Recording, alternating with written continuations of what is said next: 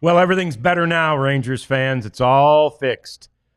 New hitting coach, new attitude, new hope. We got it all. It's the DLLS Rangers podcast.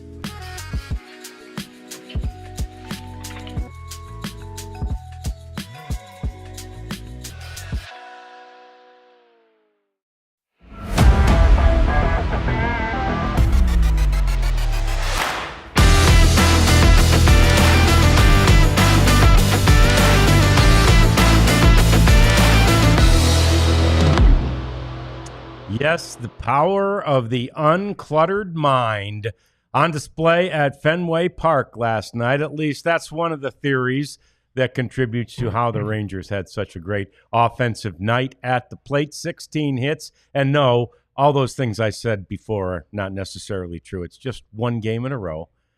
Let's tap the brakes, but let's be excited as we welcome you into the DLLS Sports Studios. It's the DLLS Rangers podcast. Me, John Radigan, Jeff Wilson here. Elijah Smith, the prophet, is over there. And Bret Boone is the new hitting coach. But we know this, Jeff. He hadn't done anything yet. Yeah. I obviously I'm not at Fenway Park, not in the room where they hold their hitters meetings, which I'm guessing was a little bit longer, and maybe it's even a team meeting. I don't know, but I agree with the uncluttered mind thing. Yes, it's like a load had been taken off of these guys. Yep. But I'll also say this, they did it Sunday. That's right. They had done it Sunday, and really, they only scored one run Saturday, but they did a lot of good things offensively. And so my theory, I'm going to write this at DLS, is that it's Corey Seager. Now, I think, though, the Bret Boone factor is just the change that maybe it's refreshing. Maybe there was a frustration level that these guys weren't able to get through to Donnie and vice versa. But it sure looked good. It looked like Rangers baseball. And there weren't any home runs, of course. Still trying to figure that one out. But scoring five times it was there in the fourth inning, yep, with 7 hits in the inning.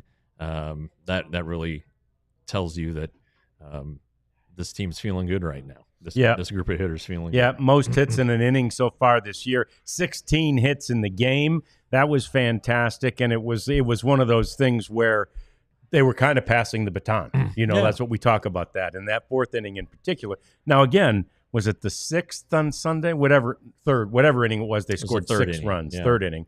You've got crooked numbers on the board in each of 2 innings in each of the last 2 games, and that's huge, right? I was mentioning that to my wife yesterday. She says, "What do you mean crooked numbers?"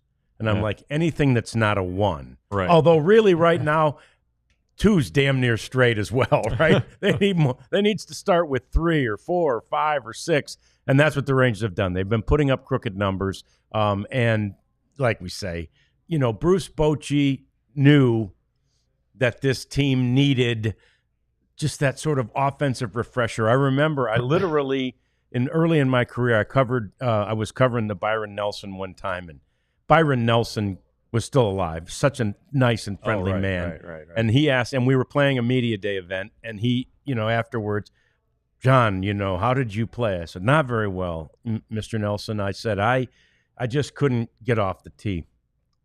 "Next time you play, stand on the tee, and just before you take the club back, do 3 deep breaths." And I'll be damned, I did it. And I still do it occasionally when I start to feel that tension. Yeah. And it just clears everything. It clears the mind, right? This was their 3 deep breaths, Jeff. Yeah. This was, okay, let's get the pressure off this and let's just go play. Yeah. And I don't, I'm sure Bret Boone was debriefed about Donnie and his approach and his style. And so maybe Bret's first act was to go in there and do the complete opposite. Sure. Use simple terms. Don't talk about biomechanics, backspin, and biomechanics, and topspin, and barrels and things like that. Just talk about hitting and really make it simple, because these guys probably do have too much going through their minds. I mean, we've talked about it for a few weeks now. These guys, a lot of these guys have their own hitting coaches. They get a ton of information, both from their own guys and from Donnie.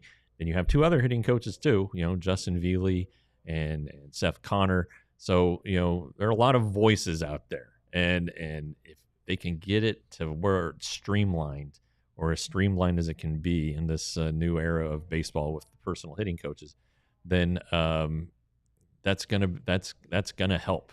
Clear minds, get back to what you were doing. I've seen some people even in our chat yesterday and online have said, this is a game that people start playing when they're 5 and 6 years old. Right. Now, sometimes the ball's on the tee early on, but you don't have TrackMan set up at every little league field, doing all the stuff and measuring pitches and all that stuff. Just go out there and see it and hit it, and I'm sure they had a game plan. I'm sure they knew what Giolito would try to do and all of that stuff. But, it was nice to see. And you wonder if maybe Sunday this whole last week they were trying to work toward that. But it's a lineup with too many good hitters, as Daniel just said on the chat. And yeah, baseball, it's still a game. You're still supposed to have fun, and you're better when you're having fun. Right. Yeah. And that was a comment that Boach made last week when asked about, Bobby Wilson had talked about when you're in a funk like this, just go out there. And he was actually given this advice by Prince Fielder. Just go out there and pretend like you're playing wiffle ball in the backyard. And Boach was asked, is that a good theory? He said, yeah, because wiffle ball is fun. And this is supposed to be fun. And I promise you, for the players, as well as for all of us watching last night was fun. Yeah. I mean, it was just fun to see that. It's exciting to see it. But then again, Sunday was fun too, until we learned, after the game about some of the changes that were being made, and about some of our friends who were, certainly disappointed with the outcome. And truly, most of the Rangers players said afterwards, and said yesterday when everybody got a chance to catch up with them, they didn't see that coming. They didn't know the Donnie Ecker move was coming. They didn't know there was going to be a new hitting coach. But I do feel like if anybody had that sort of uncluttered mind, like the mind that just, sort of lost all of its scales or whatever, it was Jock Peterson. Could have been, yeah. He you saw yesterday after his single up the middle there in his first at bat, he was kind of demonstrative about it at first base and excited, and then the next at bat, ground rule double, probably the hardest he's hit a ball fair all season. Sure. If we're being truthful, maybe the one that broke his 0 for 40, whatever, but this one drove in a run, and so there's some feel good there. Evan Carter being back, he looked relaxed, and he really should have gone. You can make a pretty good case that he should have gone 4 for 5. Mm-hmm. He had 2 balls that were taken away from him on diving or sliding catches. So that's good too. And Adolis Garcia had a nice night. Josh Smith keeps hitting the ball and reaching base. Did everybody have a hit? Did Josh Young finally get a hit? I don't know if he did. Well, whatever. Yeah, but 8 out of 9. It was a very good night, and Marcus Semien getting hits is great. Being ready to hit too. That's another thing. You see some of these guys who will swing at the first pitch, but it's almost like they're surprised that there's a pitch to swing at. You saw Wyatt Langford there in that 4th inning, like he was looking for the pitch that Giolito threw. Yep. And you saw these guys kind of attacking early on and taking aggressive swings at good pitches, right? So I think that whatever it is, and maybe it's only temporary. I mean, we have a lot more evidence that suggests that the Rangers are going to stink offensively. Sure. The rest of the week than be good. But again, the belief has always been that this team would start to hit, and that maybe it just took one hit, and maybe it was Corey Seager with that 2-run single Sunday afternoon. That might have been the one. And so I don't know. I'm curious to see how this plays out. I mean, they're not going to score 6 runs every game. Maybe everybody will want to fire Bret Boone tomorrow, but right now he's whatever it was yesterday. It worked. 14 times this season they've scored more than 4 runs or more. 14 times. In those games, they're 13-1. And 4 is not like a huge number. Right. It's really not. But if they get to 4, it seems like things are looking pretty good for the Rangers. And certainly last night's was more than enough, as was Sunday's. So we'll see if they can continue to produce offensively. You mentioned Devin Carter, and I love that he got a hit off a lefty. You know, and I'm wondering, with the lefty in there, are they going to now have to pinch hit for him? How are they going to do? What are they going to – and they left him in, and they got a hit. Yeah, I think being up 6-1 was a factor. Yes, of course. Because they did eventually hit for Peterson after what kind of looked like a give up when he tried to bunt 3 times. Come on. Yeah. But that's the thing, that the knock against Evan. He knows it. He drives him crazy. And he won't get a lot of opportunities, but maybe he earned some more last night. Who knows? But in a 7th inning, if the game's on the line, I think that he'll be pinch hit for right now if a lefty's in the game. Sure. But he's still a developing hitter. Let's keep in mind he has about 200 major league at bats. There's a lot of growth, a lot of pitfalls ahead, a lot of good things ahead. But yeah, that's it. That was interesting too. That he again, his last out was a sliding catch against a lefty. So just a lot to feel good about last night, including the win, including Nathan Eovaldi, who I'm sure we'll get to a little bit later. I thought it was interesting they used Martin in the 9th inning. Me too. I guess 6-1. Maybe you don't want to. The Rangers had just scored 5 times in an inning earlier in their game, so maybe they wanted to avoid that. But it was an efficient inning, so he should be available today. Yeah, that was great and nice to see. And we'll get to all the pitching stuff here in the next segment. The one thing I noticed was Evan. When he was interviewed, you see his wide-eyed reaction to being in Fenway Park. Like, he's like, this is what the major leagues is all about, the oldest ballpark in baseball today. And he was appreciating that and lapping that up. Before the game, as we suggested would happen, Tony Beasley was out there at the Green Monster hitting balls off the wall and showing guys, how it's going to carry them and how to play them. And Wyatt Langford apparently learned his lesson well. Yeah, fast learner, that Wyatt Langford. Yeah. I guess it's his second time here, but what a defensive game he had. He had that one catch that I don't know if he misjudged it. And he had to leap for it, turn, and that seemed kind of scary. But he caught the one ball backing into the Green Monster. Then he played the hop perfectly and got the catcher at second base, Narvaez is how it's pronounced. And then just a good game. And that Green Monster doesn't just stop like in left center. It goes all the way to center field. Yeah. So, the center fielder needs to learn how to play it too. And then they have that crazy triangle that allowed Benji Molina to get a triple. Yeah. So it's pretty tricky from dead away center to all the way to left. And then right field's tricky too, because it's so short down the line, and then it goes straight back. Yeah.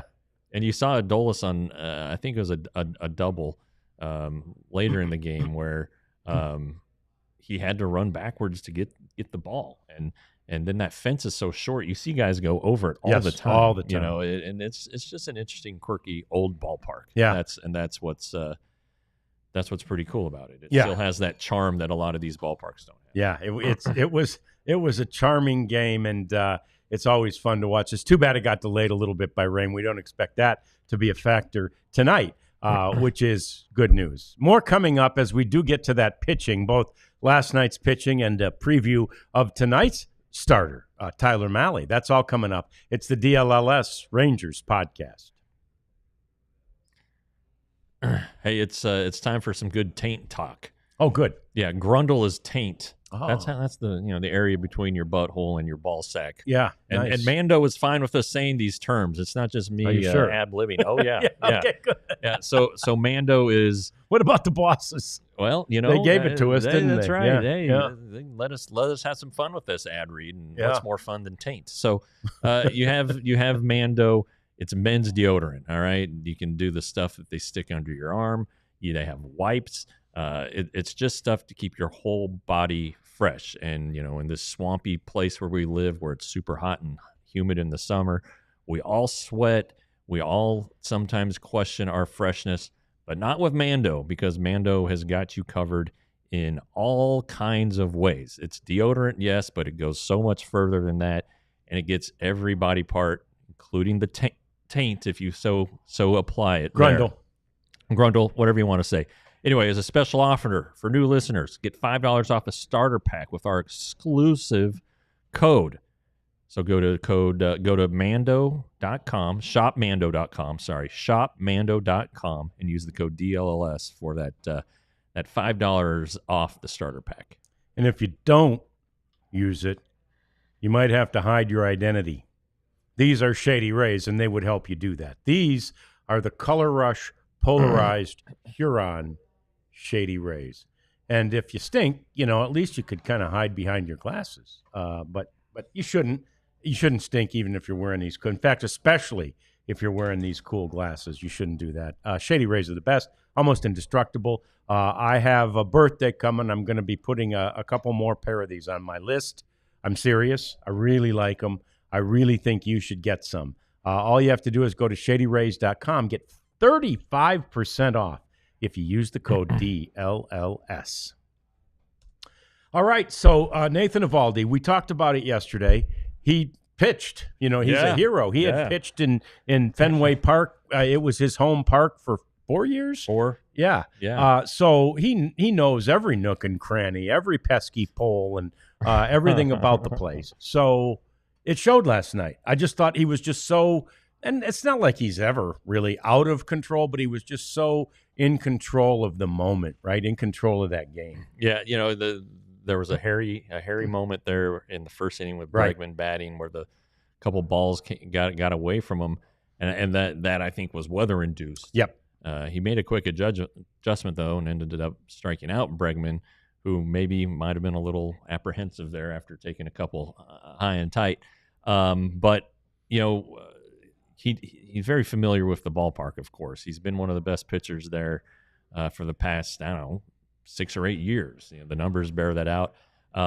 He still has not given up more than 2 earned runs in his start. He still just hasn't issued more than two walks in a start, and that one, 2 of those came in that ice. Yes. The ice bowl at Wrigley Field. And so you just look at this guy, and he's doing everything that you want an ace to do, and at this point, I don't know, he's a good number 2 or whatever. I think this guy's an ace. Just look at how the numbers are bearing that out. And I think when he goes to the mound, the Rangers have zero doubt that they're going to be given a heck of an opportunity to win the ball game. And that's what he did. He did end up walking somebody on a pitch that really could have been called strike 3. Yep. I guess it was Devers who walked. And just great stuff. There was the Red Sox will make a guy work, so he had to throw some extra pitches that maybe he hadn't in the past. But again, a guy who hasn't allowed more than 2 runs in a start this season, nor had he had more than 2 runs of run support in a game this season. So when he went back out for the 5th, he probably didn't know what to do with himself. Yeah. All that run support. Yeah, he looked great. He was Nathan Eovaldi, and amazingly, he is followed today by a guy who, at least thus far this year, has been even better. Yeah, from an earned run percent. At least earned run. Yeah, 100%. Tyler will walk some guys. I think some of it though is just him navigating a lineup. he doesn't light up the radar gun like DeGrom and Navaldi can. Ivaldi, I think I call him Navaldi. Ivaldi can, but he's got great off-speed stuff. The splitters are really good pitch that I wasn't particularly aware of being in his arsenal just because we hadn't seen him that much. And then, if he's commanding his fastball, everything else, like any pitcher, is going to be much, much better. So I'm looking forward to seeing this one too. He started against him in the second game of the season and walked 4 and didn't get out in the second inning. A game the Rangers ended up winning because Jacob Webb came in, only allowed 1 run. I don't know. I don't know if he's looking for a redo against the Red Sox or whatever, but I suspect that this one's going to be a lot better. Yep, I do too. And he, I'm sure. Again, it's his only even close to bad performance of the season. Like Jeff said, it didn't hurt his ERA because he only allowed the 1 run, but it was not a pretty performance. But he will be much better this time, as he has been every time since then. I saw the players and pitcher and all that of the month come out, and he wasn't the pitcher of the month, which made me angry that you must not have gotten, and you must not have lobbied your writing friends enough to get him in there. But then you look at it, Max Fried got it. Max Fried got it. Max Fried's pretty good. I voted for Tyler. You did for the record. Yeah. I didn't even look at the stats, so I might have had a second thought, but I just thought, hey, ERA leader. Yeah, it's not bad. Yeah. So I did vote for Aaron Judge for hitter of or player of the month. Yeah. Now I think next for May I'll probably get like rookie and reliever. They try to mix it up on us, but anyway, he was definitely a candidate and deservedly so. And now this guy who maybe you might have had some questions about going into this season because of the uncertainty after last year and having not pitched since 2023, really, not having any extensive action since 2022. It's looking like he's making up for lost time. He's giving this team a heck of a 1-2-3 punch. You hope that Jack Leiter's watching and listening and learning. I saw Daniel. I saw the same thing you did last night. How Jack was sitting and listening to Evaldi and DeGrom talk, and it was a very animated talk from what I could tell. Evaldi slapping his hands and pointing and like pitch directions or pitch shapes or something like that. Jack just needs to sit there and not say a word. Just be a sponge and soak it up. And then our guy Patrick Corbin. Patrick, I had my doubts, buddy, and I apologize. But he's been good too. And then keep in mind, Rocker probably next month now. Evaldi, Gray and Bradford. Probably Bradford Gray would be the order on that. So the depth will be restored, and the Rangers will be have a wealth of options there, right at a time when guys are getting tired, having to fight through some fatigue. For the dog days, they're going to have some fresh arms in there. It'll be nice to see that. And of course, shit happens all the time. Who knows who will have to go on the injured list between now and then. It's not an if, it's a when. It's a when. And you kind of hold your breath for who it is and how long it'll be. But the Rangers are in fantastic shape pitching-wise. Just fantastic shape. Yeah, especially like you say, as it pertains to the starting rotation, it's been so good. I think the overall rotation ERA might be 5th or 6th in baseball right now, but there's a couple of bad outings that kind of skew that the wrong way. But the rotation has been fantastic, and it is right now, but it will be even deeper. And that Evaldi DeGrom relationship, and you're in there even more than I am. But when I'm in the clubhouse, Jeff, I just see them like it's two veterans, right? Yeah. It's two buddies who have kind of been doing the same thing for a long time. Yeah. And they just I don't know. I really like watching them interact. They just have a lot of fun with each other. Yeah, their lockers are next to each other, though separated by the entrance to the restroom. But basically, they're lockered next to each other. They'll walk over and say something to one another. Yeah. They can sit in their chairs and talk. But it's a good dynamic. They both respect each other so much, and everybody knows that DeGrom, when he's right, is the best pitcher around. Yep. Not just between Eovaldi and DeGrom, and just best pitcher around, but Eovaldi's awfully darn good, and so it is a good dynamic, and Tyler Mahle is right next to DeGrom, and Jack Leiter's not too far away from Eovaldi.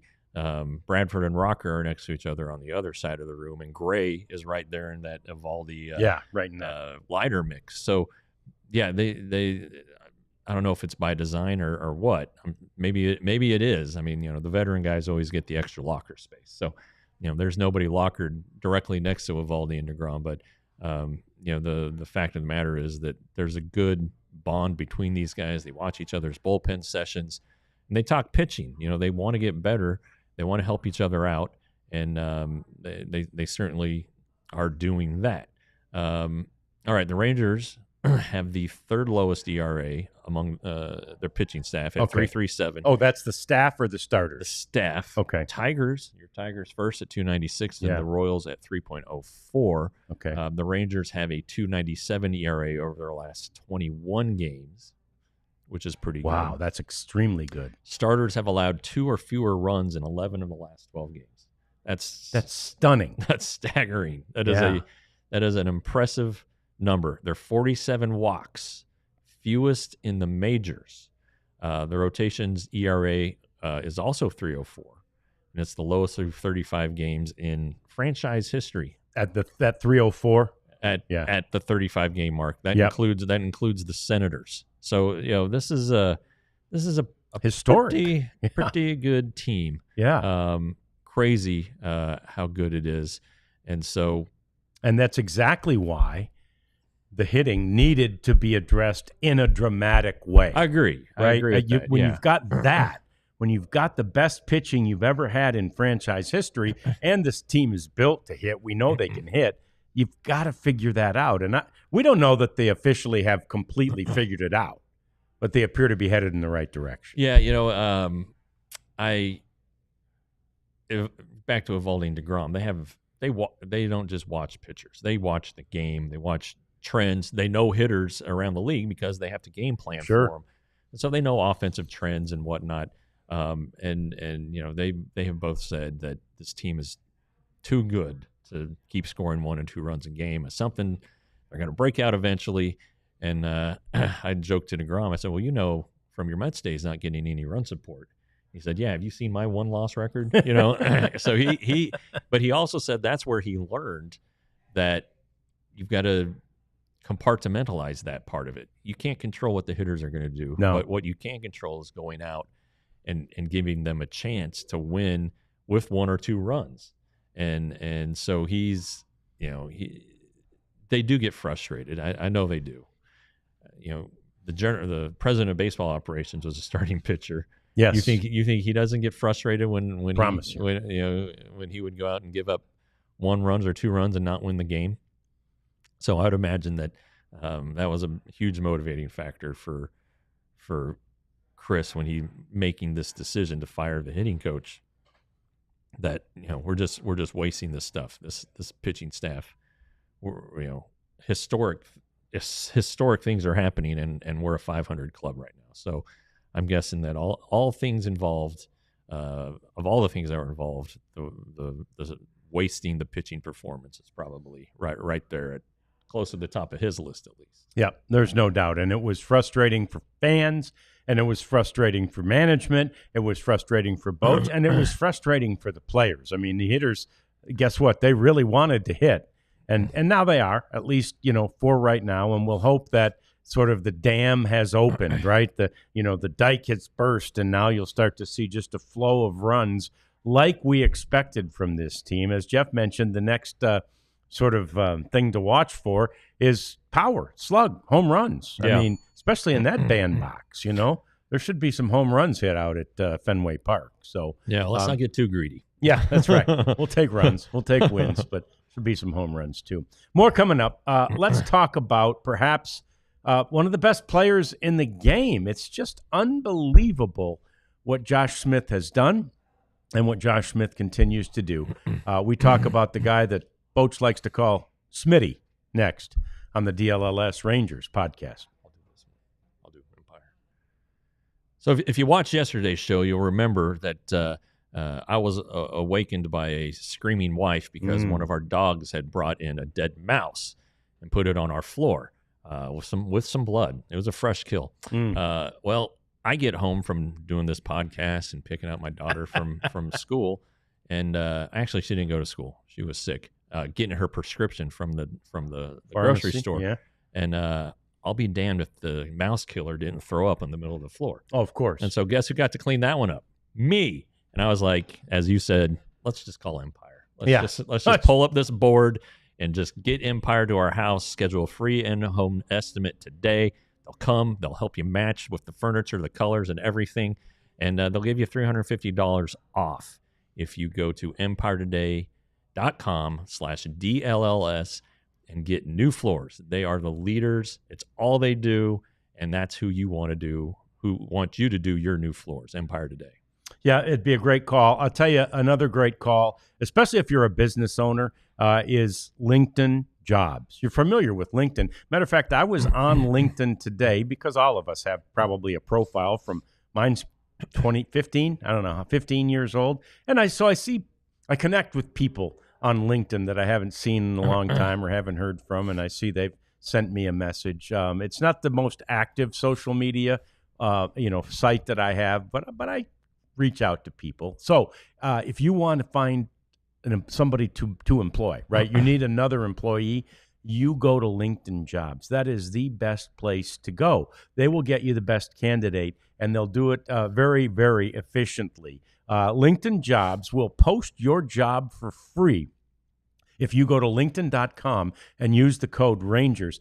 Don't wait another minute. Go to LinkedIn.com /Rangers and get your next hire made immediately. All right. Mentioned Josh Smith just in the tease, and we're already alive in the chat about Josh Smith and why not? I mean, why not? This guy and by the way, the best play of the game by far.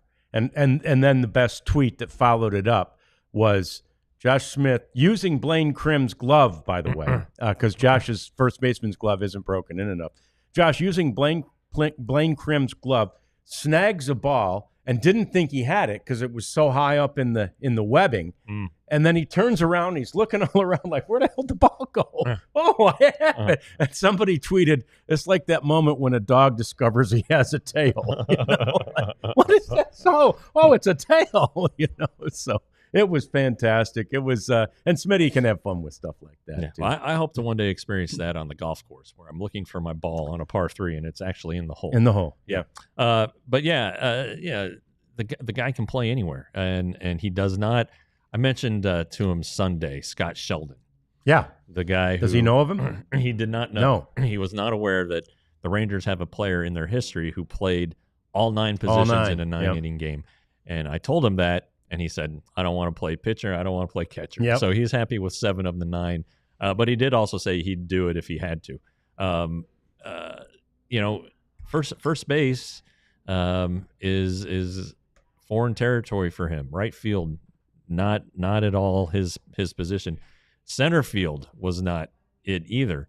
And he has handled those positions without any issue. I still worry about right field. But the guy can just flat out play. He's athletic. He can get to balls. He's smart. He knows what to do with it when he realizes he has it. And it's fun. But the offense it's what he said he focuses on, his approach every day and making sure he's in a good spot to help the team. He's the leadoff hitter now. And what is he, like 7 for his last 7? Yeah. Something crazy. Yeah. Was on base 4 times yesterday.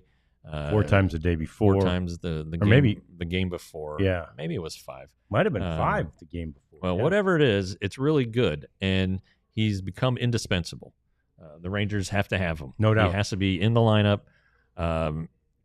Maybe not on the field, a DH day to help him catch his breath, but he needs to be on the field and in this lineup.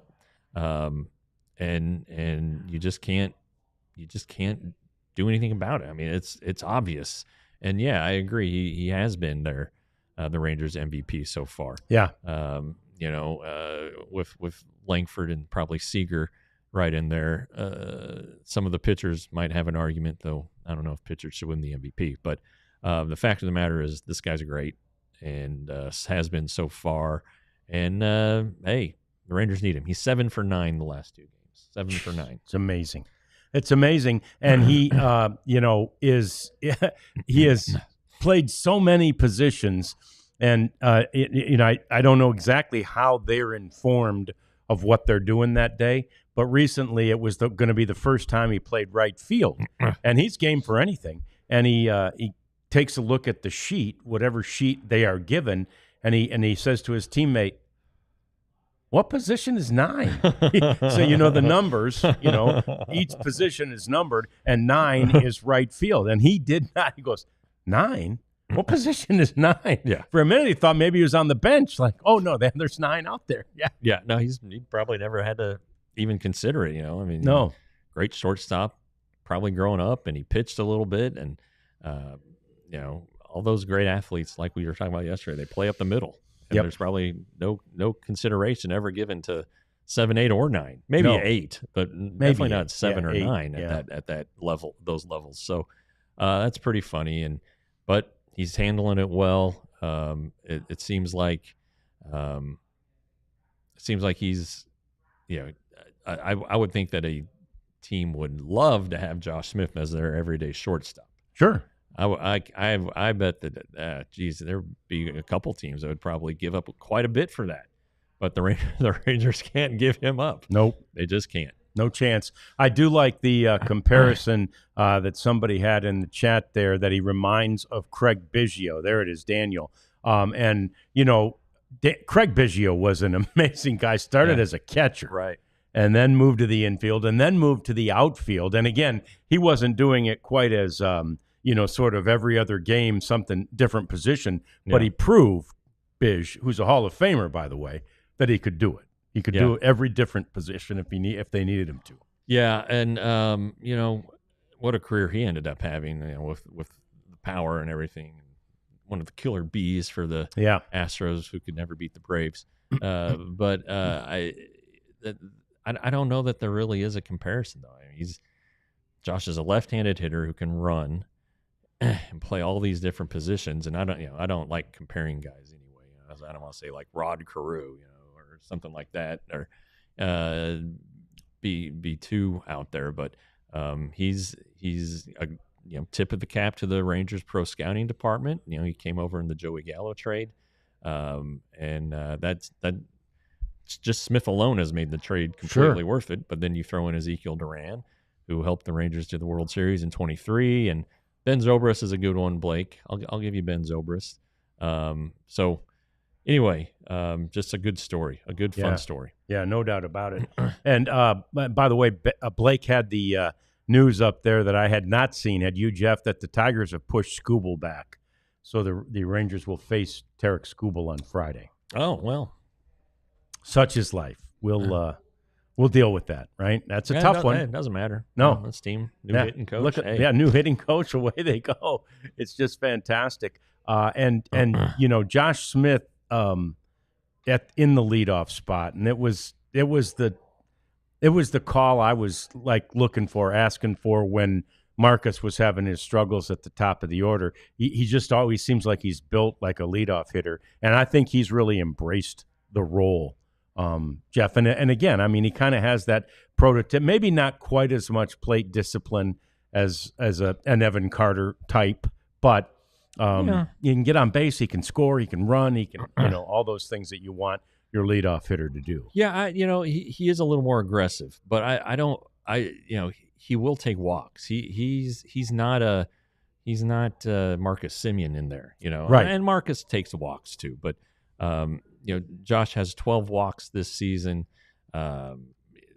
He last year had a knack for getting hit by pitch as well, which I'm not sure he's done that yet, or if he has, it hasn't been like a pattern or a noticeable thing. But last season 46 walks, okay, not bad. 337 on base percentage. He's at 406 right now. A lot of that is with the hits, but sure. He's doing a little bit of everything. He has the Rangers one homer in the last 12 days. So he can drive the ball. He can do a lot of good things. And again, the Rangers they can't live without him. No. Yeah. No. He is Mr. Everything for them. It's fantastic. And at this point, Jeff's right. There is no living without him. Rarities is asking about working on an extension for Langford and Smith. And those are two things, Jeff, that, see why it may not be, physically working on right now. But those are things that are in his mind, and they'll get done eventually. Yeah, I do think that Chris Young focuses so much on the day-to-day. Yeah. That I don't know that he is looking beyond that, but he's also a smart guy who follows trends in baseball. And as much as he felt inhibited by in the offseason of before the 2024 season by the finances amid the TV uncertainty, I would think that any way he could figure out to save money, yes, in the long term would be top of mind or something that he revisits. And it's hard to do in the middle of a season. I know the players aren't involved, although I'm sure their agents say, "Hey, guess who I got a call from today? How does this sound?" And they don't want executives don't want this stuff to necessarily weigh down a hitter or be on their mind. But you would think though that, gosh, Wyatt Langford signed like the day after the draft. He signed at slot. He didn't ask for anything more. Yeah. So I would think he would be an easy one to get a club-friendly deal. And same thing with Josh. Josh recognizes that in 2023 he was a non-factor on the team, and he was close to not being around didn't much. Make the team in 2024. Yeah. So I would think he would have an appreciation for the opportunity to lock up some financial certainty and eliminate financial uncertainty. Now, I don't know what a deal would look like for him. Wyatt, you're talking maybe 10 years, 10 or 12 years. Yeah. You're talking, Bobby Witt Jr. type of contract. Sure. Absolutely. With Josh, as a utility player, I'm not sure. Without positional certainty, I'm just not sure where that factors in. But I would at least explore it.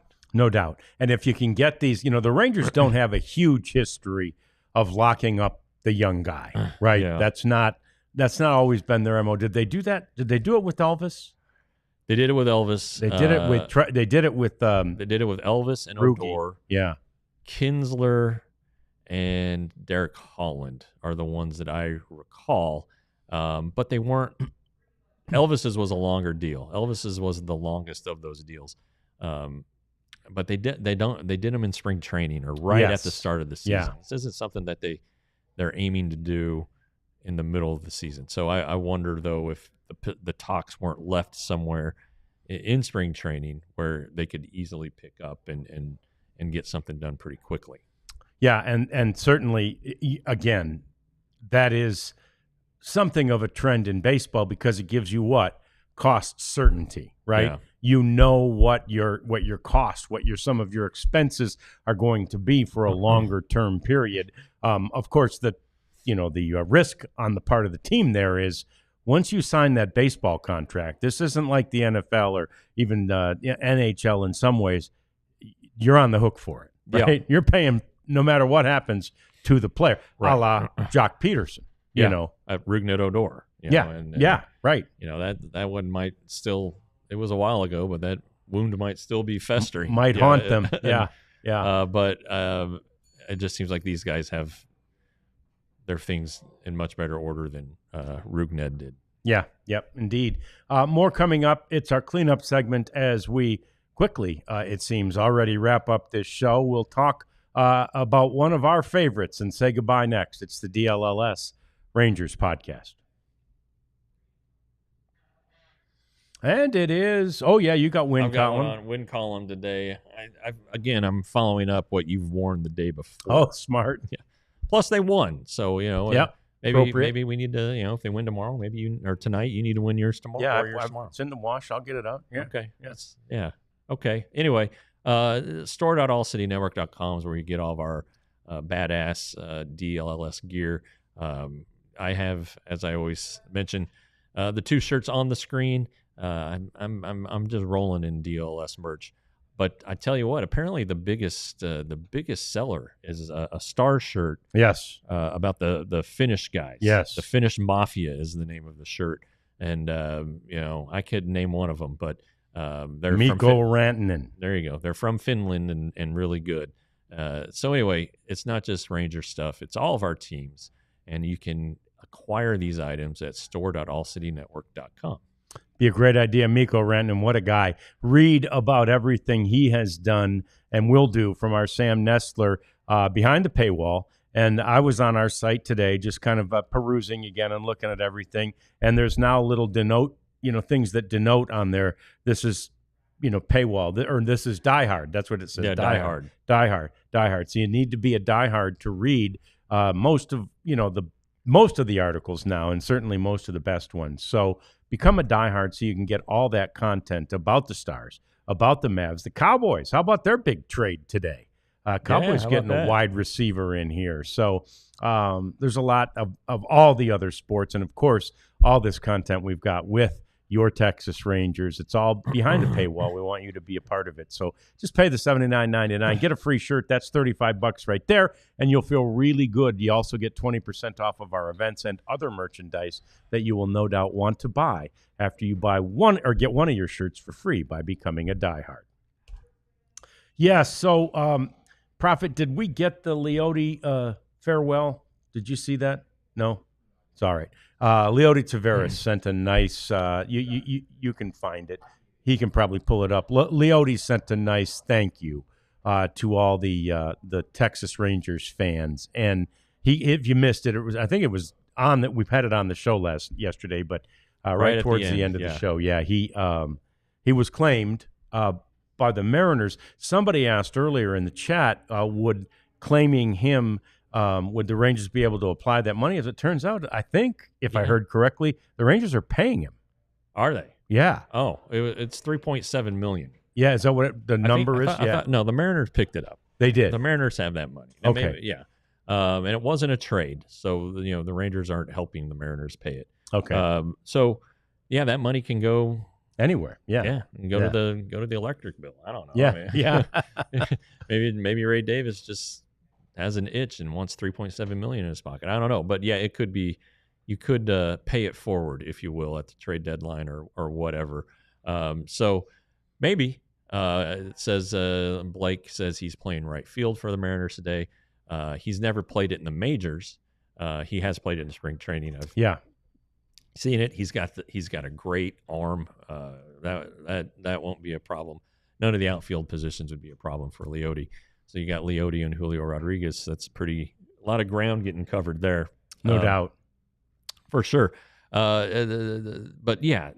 what a nice guy. Yeah, a great guy. Thank the organization and the fans for 10 years. I mean, it was, we only remember him for basically 5 of it, right? Yeah. Not even quite 5 because he got called up in 20. You were on him as a minor leaguer, as some of us were, but for him it's 10 years. Yeah. And that's a huge part.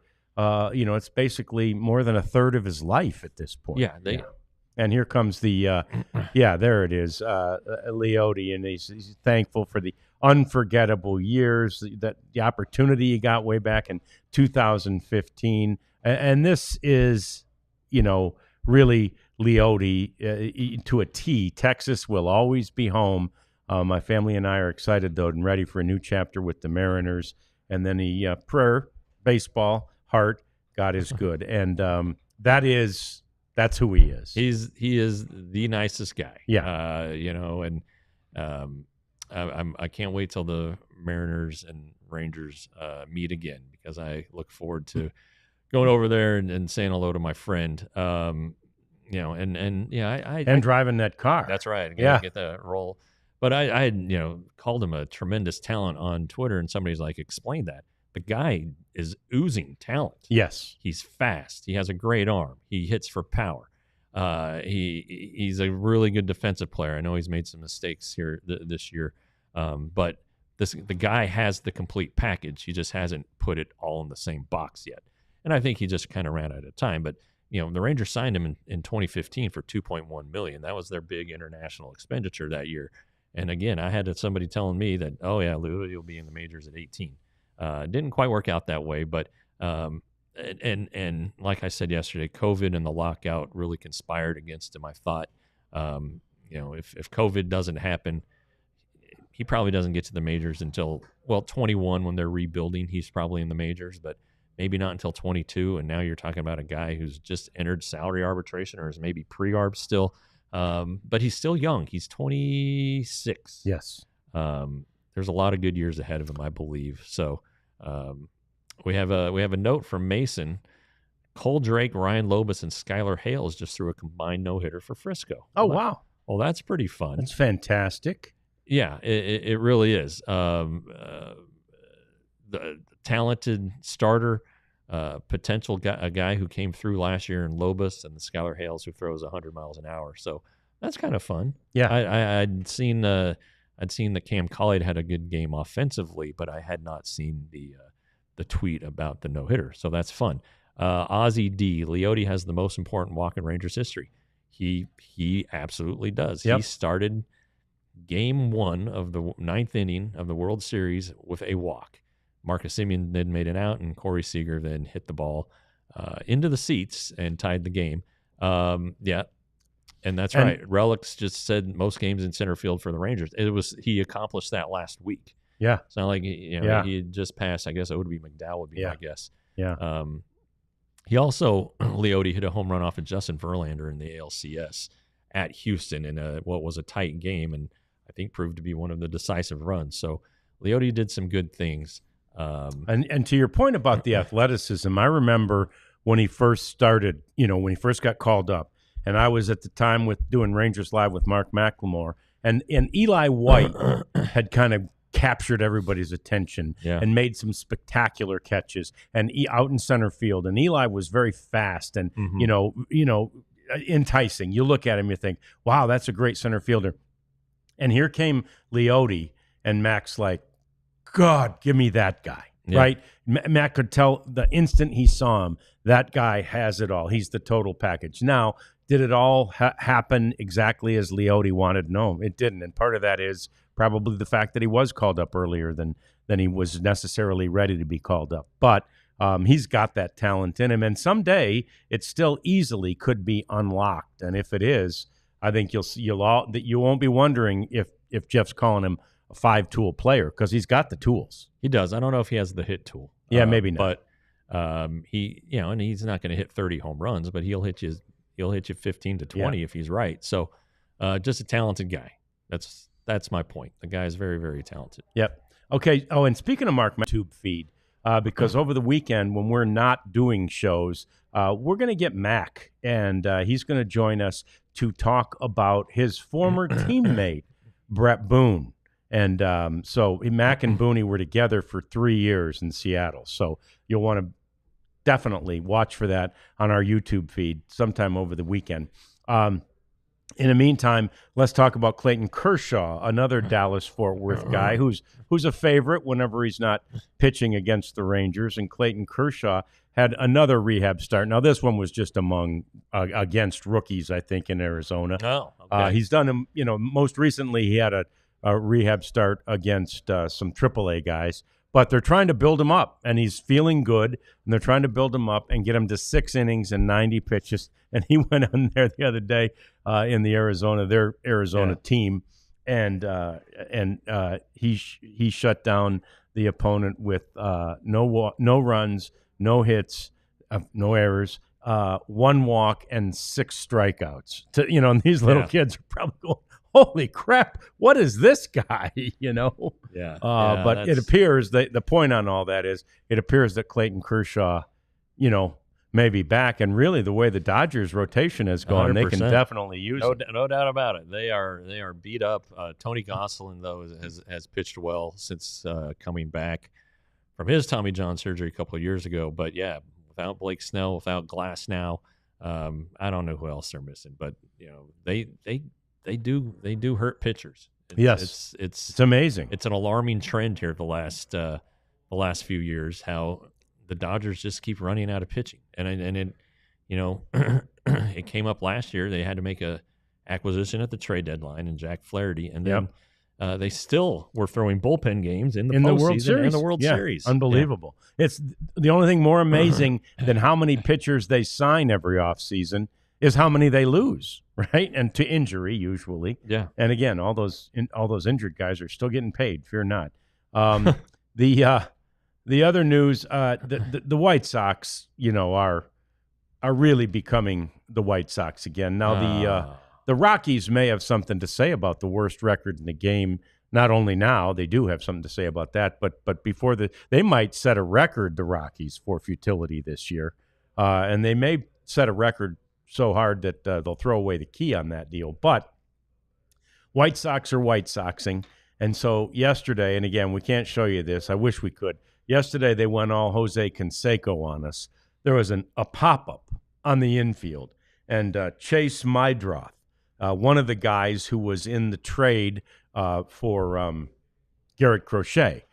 Chase, one of the guys who came back, and Chase is second base, and he's just doing fine. He's under it, and the ball caroms off his glove and hits him in the head and bounces off, and the guy gets to second base. And that was just so White Sox, Jeff. I mean, It was just, I felt bad for the kid. And, of course, I assume it was the White Sox broadcast, but maybe not. Just showed every angle. Well, I mean, every might angle. As well. Yeah, every angle. Yeah. That ball going off his head. Poor Chase. I know. I feel bad for a guy. And, again, we talked recently about the Jose Canseco off of his head that, many people didn't even realize was off his head. So, last thing in our cleanup segment, the Giants' 11th inning at Wrigley Field. Jeff, they scored more runs, or as many runs as any team has since 1900 in 11th inning. Yeah, 9 runs. That's crazy. 9 runs. And again, it was crazy then, but it's really crazy. I mean, I don't know. I guess it shouldn't be any crazier because of the ghost runner. Somehow everything about extra innings seems so different to me because of the ghost runner. Well, sure, yeah. And so I guess it's no crazier than it was in 1900 or whenever the last time it happened was. But yeah, I think I told you. I think I've told this story. I think the Rangers scored 8 once at Seattle in the 11th. It might have been 09. Anyway, that I remember a big number being posted by the Rangers in extra innings at Seattle, but it's just a rare thing. Yeah, and those, to your point, that was the ghost guy. Right, that was way before that. Yeah. So, so anyway, do we got anything to clean up over there with? There was a question about is anybody competing with Josh Smith for utility Silver Slugger or Gold Glove? And I mean, there are a couple guys, Dylan Moore.